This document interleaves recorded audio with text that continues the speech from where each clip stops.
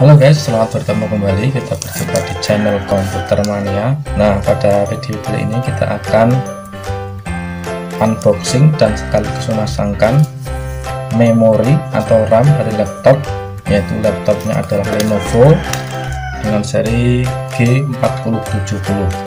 Nah, karena laptopnya ini sudah lemot, akan kita tambahkan memori tambahan atau RAM yang kapasitasnya 4 GB. Jadi nanti ini bawaannya 2 GB, ditambahkan kapasitas memori ini kita beli dari salah satu toko online, nanti menjadi 4 ditambah 2, yang ini yang barunya 4 maaf.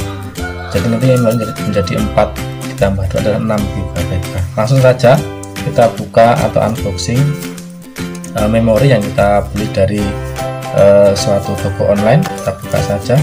Saya ambil guntingnya dulu.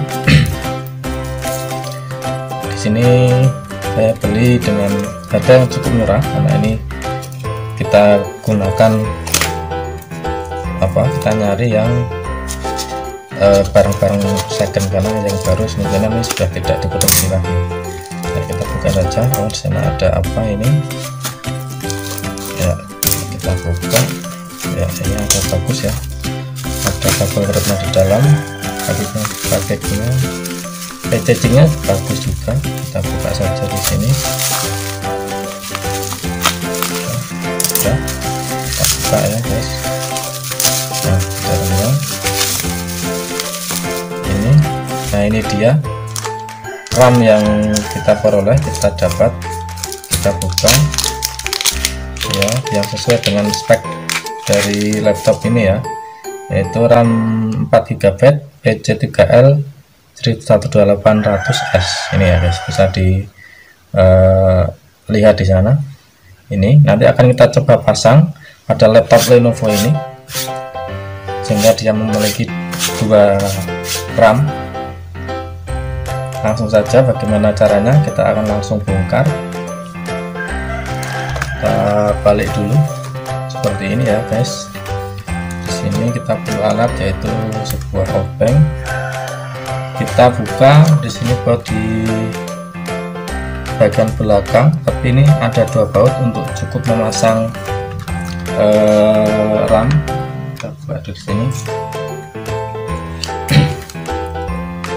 Oke, kita buka bautnya satu persatu, jangan sampai jatuh ya guys. Saja. Oke, kita tambah, kita geser ini, kita tarik ke arah kita. Nah, ini sudah terbuka, tinggal kita angkat. Sudah kita pasangkan ini.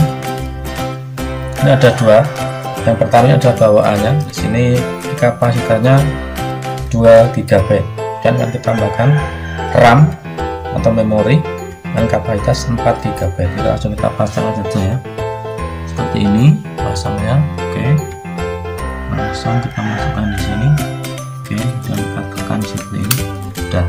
Sudah terpasang 2 memori, dan kan langsung kita coba saja bagaimana kerjanya ini, lebih cepat apa tidak. Kita tutup lagi ya guys. Kita tutup ya. Oke, kita tutup lagi. Masukkan dan kita start lagi seperti ini. Oke.